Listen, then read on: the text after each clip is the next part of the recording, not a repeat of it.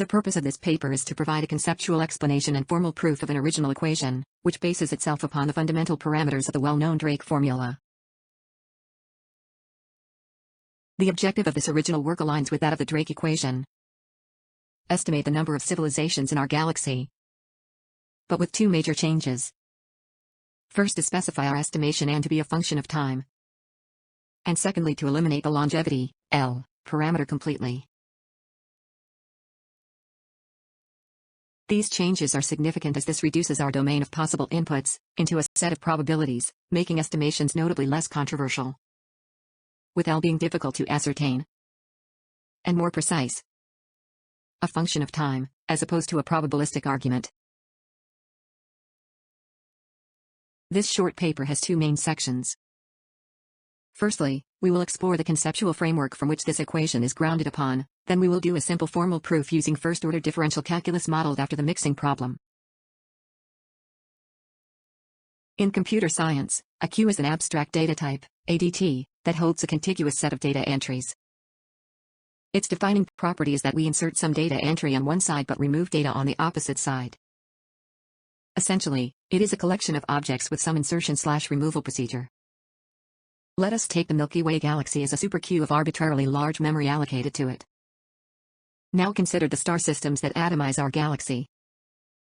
We are permitted to think of our galaxy as nothing but a container of entries, where each entry represents some intelligent life.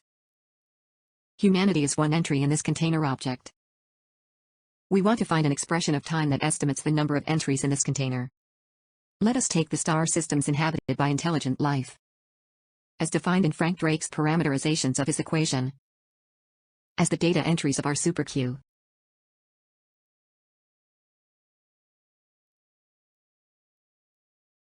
Now imagine that our super Q ADT has two properties. It has a rate of insertion of entries and a rate of removal of entries. That is, the rate at which intelligent life is included into our collection and the rate at which intelligent life is dequeued from our collection. These two properties are critical.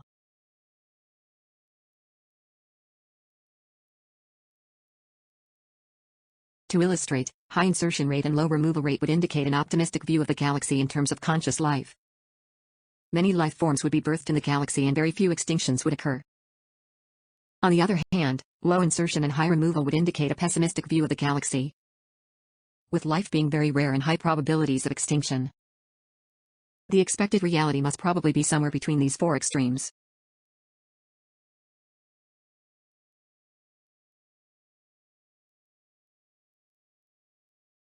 If our star denotes the rate of insertion of star systems into our galaxy, logically deduce that the rate of creation of intelligent life in our galaxy can be written as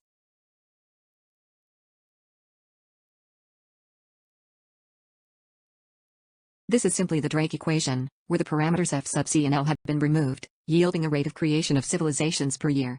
Exactly what we needed for the creation rate property.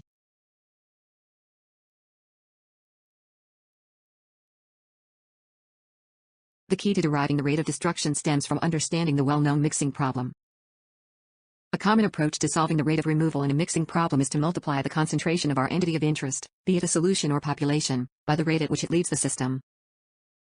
This holds true somewhat for this scenario as well. We want to define our rate of destruction as the ratio of civilizations to star systems, multiplied by the rate at which star systems expire in our galaxy. This would yield the rate of removal of civilizations per year.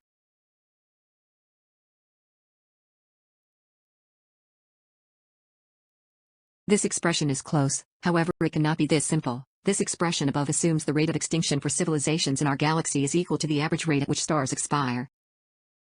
It assumes that given the average rate at which stars expire in our galaxy, the fraction of those expiring stars that are also host star systems to some civilization is always included in our rate of removal. In essence, the expression above assumes a maximum rate of extinction. In order to account for this, we can define the probability of extinction below as stated below and include only that fraction of civilizations that will go extinct in our rate of removal. The constant of extinction, gamma, is the probability that some arbitrary intelligent life form in the galaxy destructs or is made defunct somewhere along its evolutionary process. Deduce then, that the rate of destruction of intelligence in our galaxy can be finally written as